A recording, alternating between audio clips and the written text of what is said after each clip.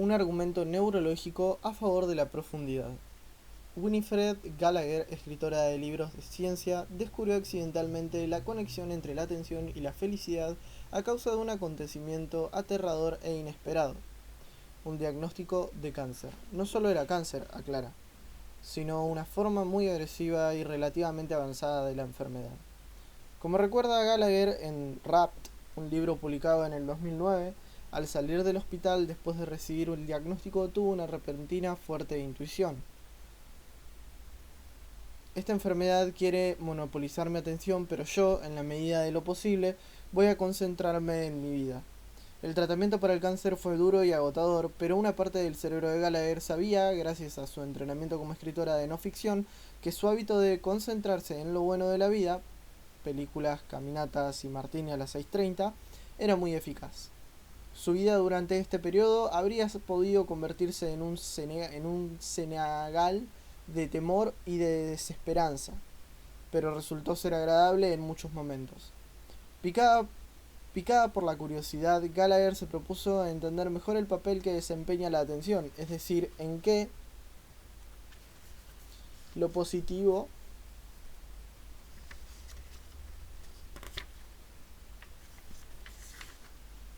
es decir, en qué decidimos concentrarnos y qué decidimos pasar por alto a la hora de determinar nuestra calidad de vida.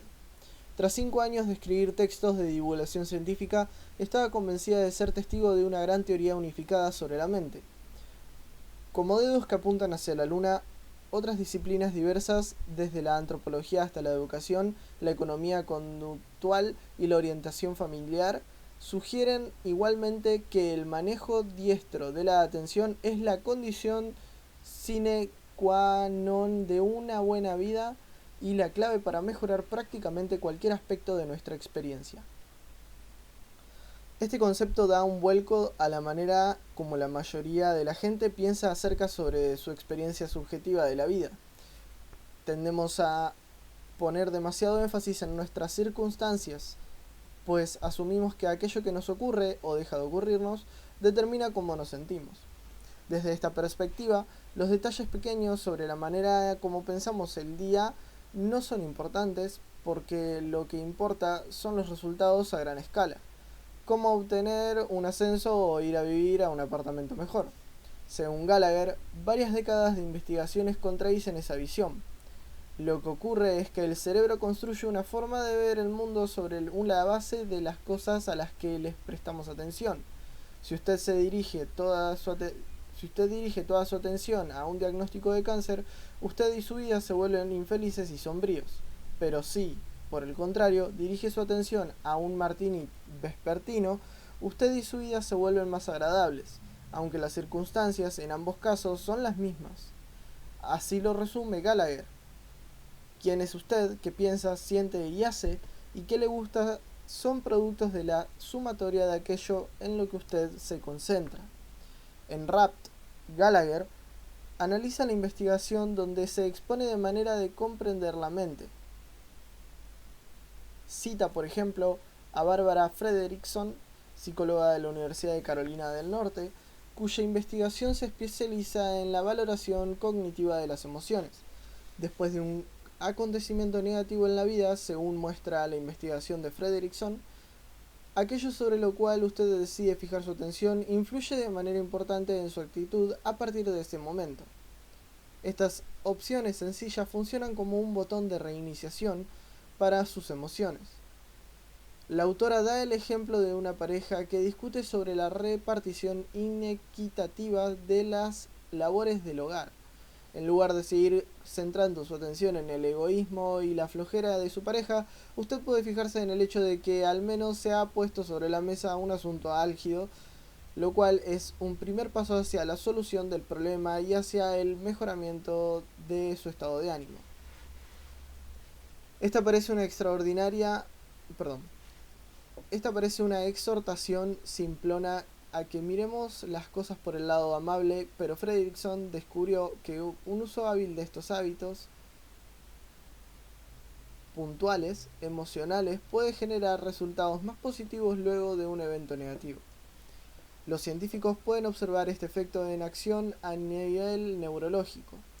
Laura Carstensen, psicóloga de Stanford, para nombrar tan solo un caso, se valió de un escáner de resonancia magnética funcional para estudiar el comportamiento del cerebro de sujetos a los cuales se les presentaban imágenes positivas y negativas. La investigadora descubrió en el caso de la gente joven, la amígdala, un centro de las emociones, mostraba gran actividad con ambos tipos de imagen. Al analizar a los sujetos de la tercera edad, la amígdala se activaba solamente en el caso de las imágenes positivas. La hipótesis de Carstensen es que los adultos mayores habían entrenado la corteza prefrontal para inhibir la amígdala ante los estímulos negativos. Estas personas no eran más felices porque sus circunstancias fueran mejores que las de los sujetos jóvenes, sino porque habían programado su cerebro para ignorar lo negativo y saborear lo positivo. Gracias a un manejo diestro de la atención, mejoraron su mundo sin cambiar nada en concreto de él. Ahora, podemos tomar distancia y usar la gran teoría unificada de Gallagher para comprender mejor el papel que tiene trabajar a fondo en el empeño de cultivar una buena vida. Esta teoría nos dice que nuestro mundo personal es producto de aquello a lo que prestamos atención. Desde esa perspectiva pensamos por un momento que en el tipo de mundo mental que se construye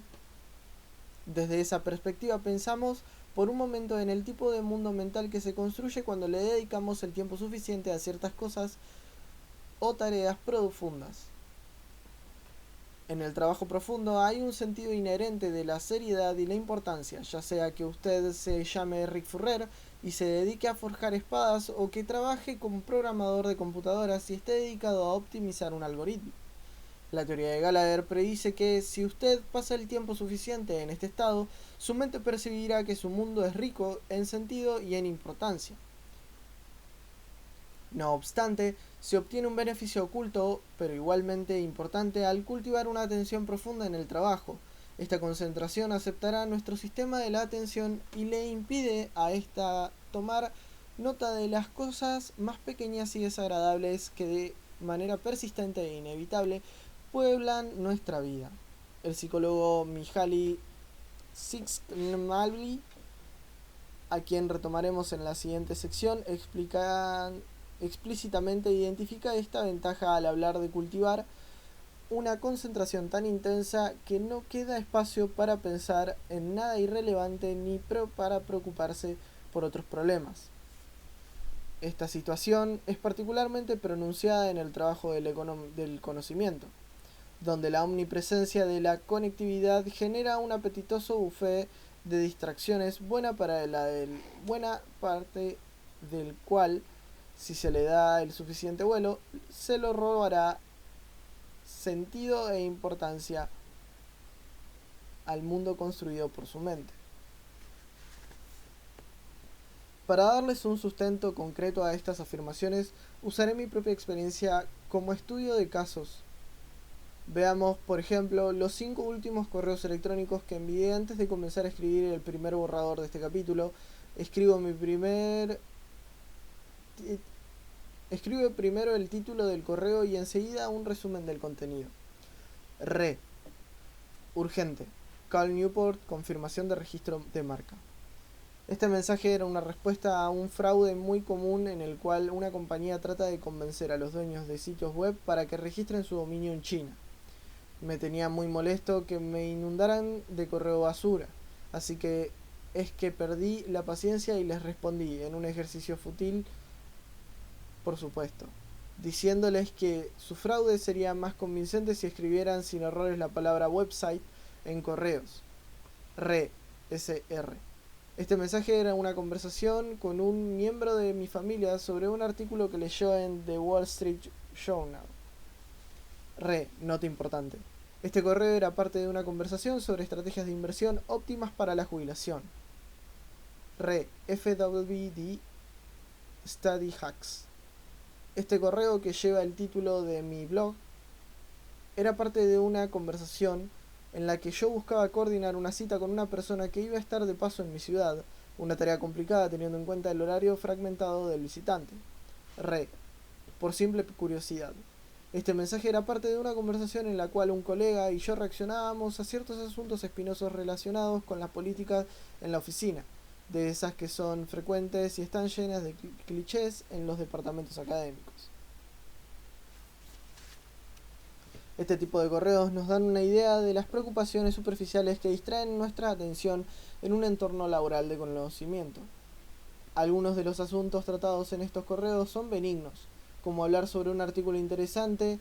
Otros son vagamente estresantes, como la conversación sobre las estrategias de ahorro para la jubilación, un tipo de conversación en la que casi siempre se concluye que usted no está haciendo lo correcto.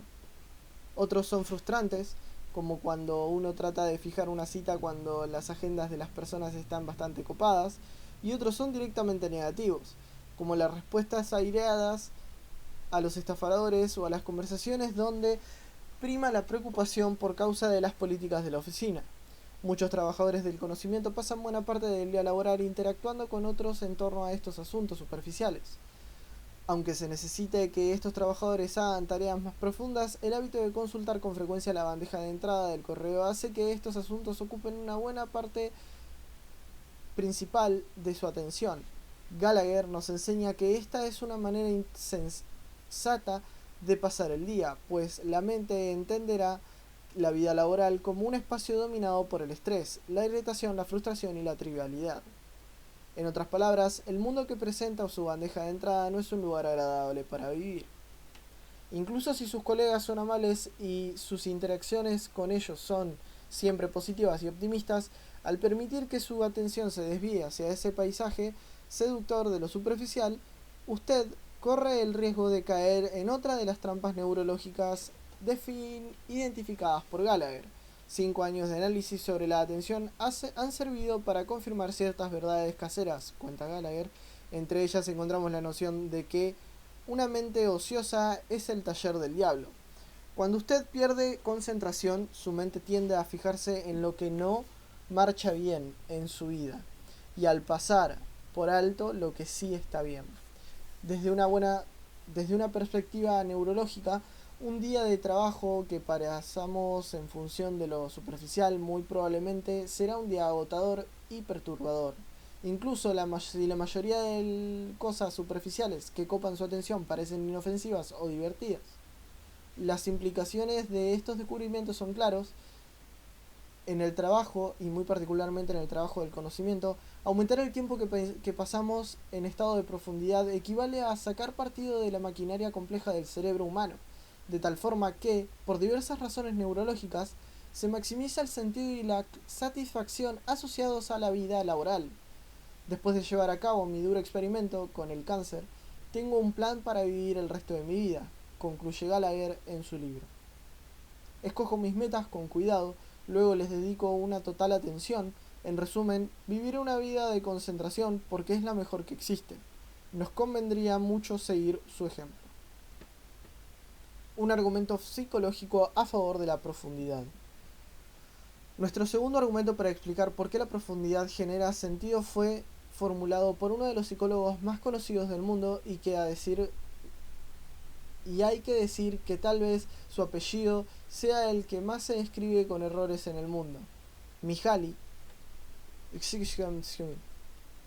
A comienzos de los años 80, Mihaly trabajó con Reed Larson, un joven colega de la Universidad de Chicago. Inventó una nueva técnica para aprender el impacto psicológico de los comportamientos cotidianos. En ese momento era difícil medir la manera precisa del impacto psicológico de diferentes actividades. Si se llevara a una persona a un laboratorio y se le pidiera que evoque cómo se sentía en un momento dado, muchas horas atrás, lo más probable es que no lo recuerde. Si por el contrario se le da un diario y se le pide registrar cómo se siente a todo lo largo del día, lo más probable es que no pueda llenarlo con diligencia. Sería demasiado trabajo. La idea de Mihaly y de Larson consistía en sacar partido de una nueva tecnología para la época, de tal manera que pudieran hacerle una pregunta al sujeto en el momento preciso en que era relevante. A cada sujeto del experimento le dieron un beeper Estos aparatos sonaban en intervalos escogidos al azar. En la actualidad, las aplicaciones de los teléfonos inteligentes cumplen una función similar. Cuando el beeper sonaba, los sujetos registraban lo que estaban haciendo en ese momento, preciso y cómo se sentían. En algunos casos, se les daba un diario para que registraran esta información, mientras que otros se les daba un número de teléfono al que debían llamar para que un encuestador les hiciera unas preguntas. El beeper sonaba ocasionalmente, pero era difícil ignorarlo, la razón por la cual era muy probable que los sujetos hicieran todo el experimento. Como los sujetos registraban las respuestas sobre una actividad en el momento mismo en que las estaban desarrollando, las respuestas eran más precisas. Milagy y Larson le dieron a este sistema el nombre de método de muestreo de experiencias, MME. Gracias a él, se obtiene una perspectiva nunca antes vista sobre la manera como nos sentimos en un momento concreto de nuestra vida cotidiana.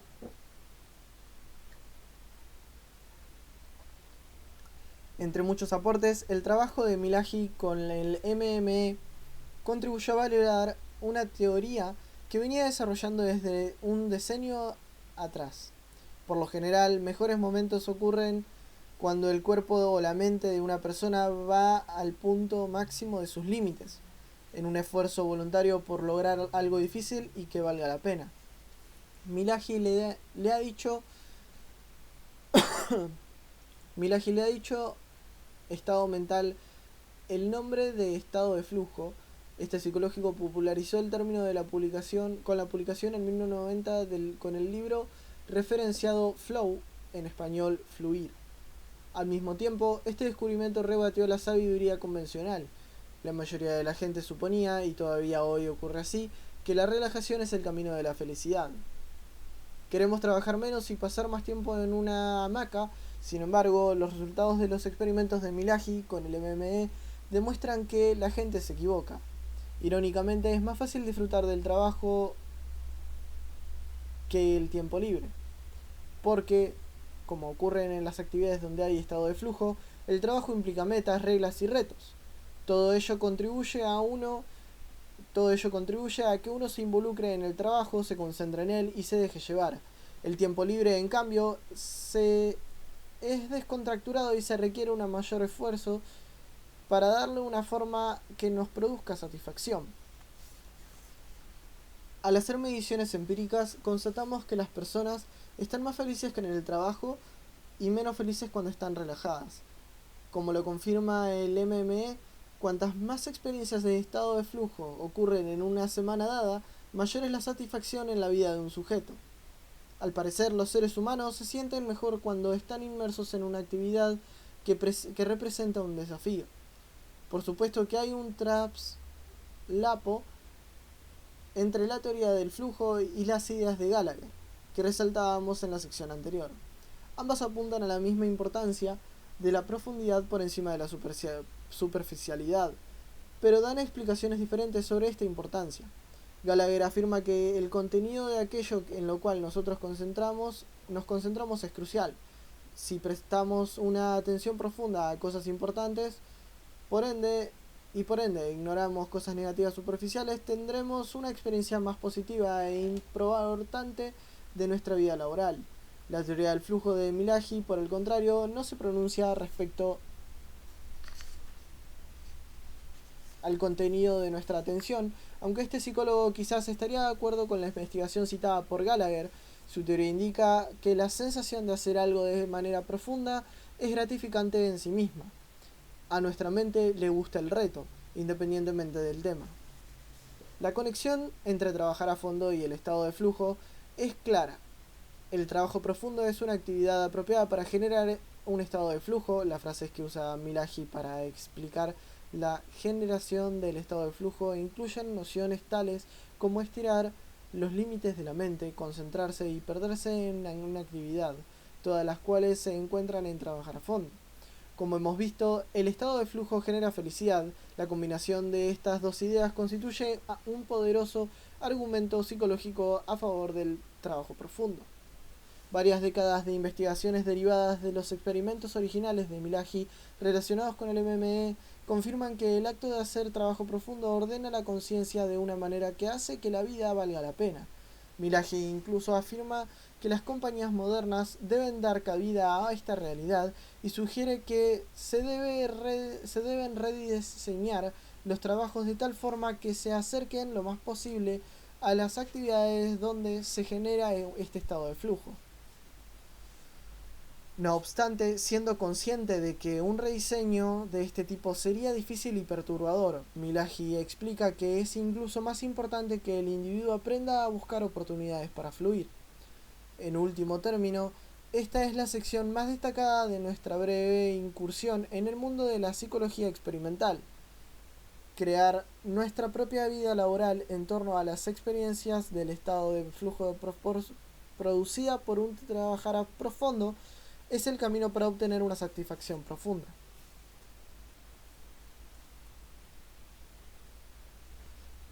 Un argumento filosófico a favor de la profundidad.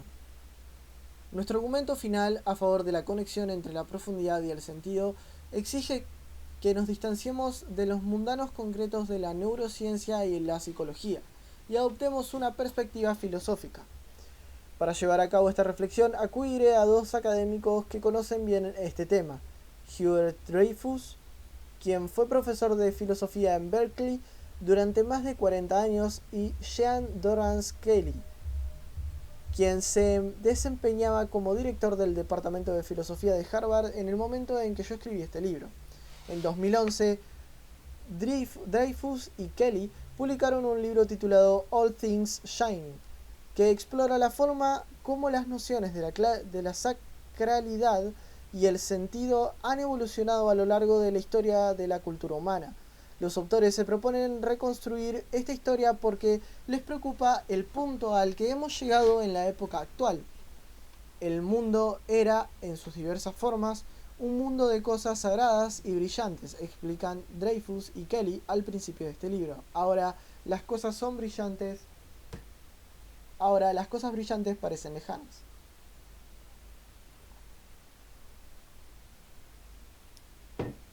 ¿Qué ocurrió entre ese momento y nuestros días? La respuesta corta es, según los autores, Descartes. A partir del escepticismo de Descartes, surgió la creencia radical de que el individuo que buscaba la certeza era alguien que se adscribía a un dios o un rey del cual emana la verdad. Por supuesto que la Ilustración que vino a continuación dio paso al concepto de los derechos humanos y liberó a muchos de la opresión. Sin embargo, como destacan Dreyfus y Kelly, a pesar de todas sus bondades en el ámbito político, en el campo metafísico, esta forma de pensar dejó al mundo desprovisto del orden y la sacralidad esenciales para producir sentido.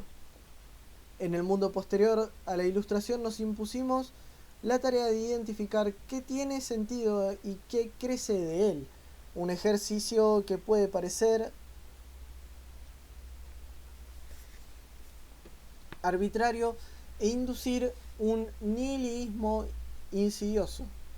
La aclamación metafísica del individuo autónomo que propició la Ilustración no solo conduce a una vida aburrida, manifiestan con preocupación Dreyfus y Kelly, lleva de manera prácticamente inevitable a una vida casi invivible. A primera vista, este problema puede parecer alejado.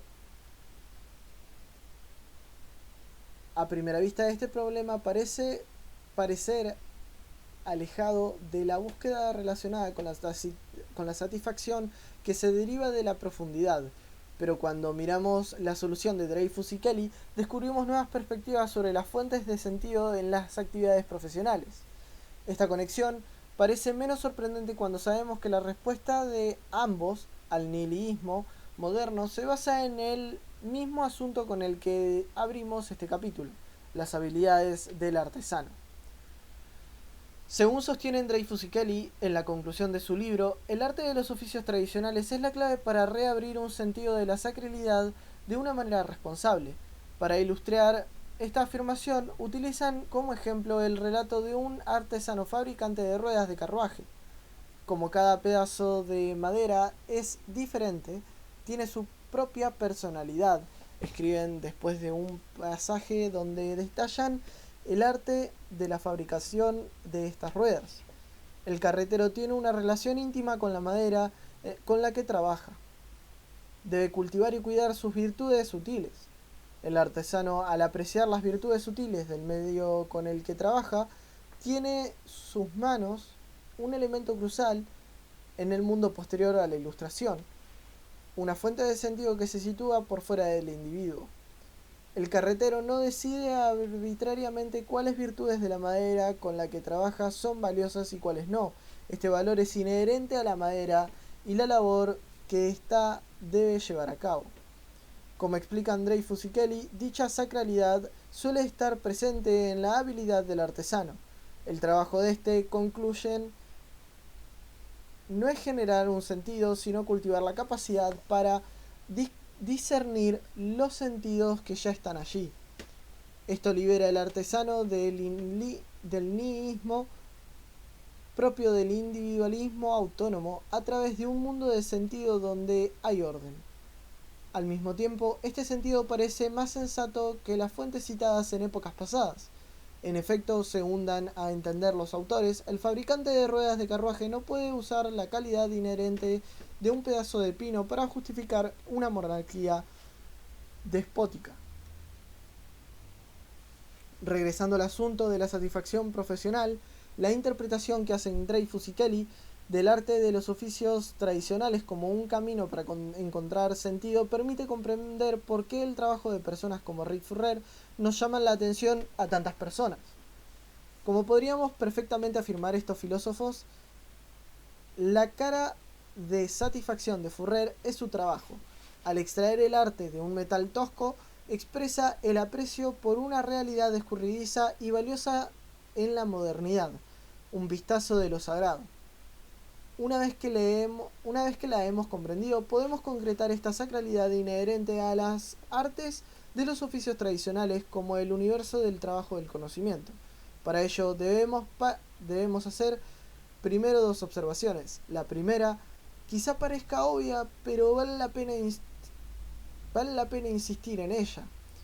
No hay nada intrínseco acerca de los oficios manuales tradicionales en los que respecta a la creación de esa fuente particular de sentido. Cualquier ocupación, ya sea física o cognitiva, que requiera altos niveles de destreza puede también generar un sentido de la sacralidad. Para elaborar este punto, pasemos de los ejemplos anticuados de los carreteros o los herreros al ejemplo moderno de la programación de computadoras.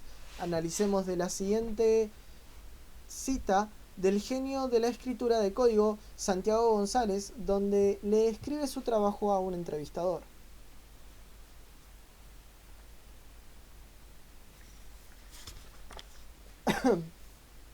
Un código hermoso es corto y conciso. Si uno le mostrara ese código a otro programador, él diría: ¿qué código tan bien escrito? Es como escribir un poema. González habla de la programación de computadoras en términos similares a los que usan los artesanos de la madera para referirse a su oficio, en los pasajes citados por Dreyfus y Kelly. El libro de The Pragmatic Programmer, que goza de muy buena reputación en el ámbito de la programación de computadores, vemos esta conexión entre la escritura de código y el arte de oficios tradicionales. En el prefacio se cita el credo del picapiedro medieval: nosotros, cuyo oficio es cortar simples piedras, debemos tener siempre en mente las catedrales. El libro afirma que los programadores de computadores deben ver su trabajo de la misma manera. Dentro de la estructura general de un proyecto siempre hay un espacio para la individualidad y la destreza. Dentro de 100 años, nuestra ingeniería parecerá tan arcaica como las técnicas de construcción de las catedrales medievales a la luz de la ingeniería civil contemporánea, pero nuestra destreza seguirá siendo tan admirable.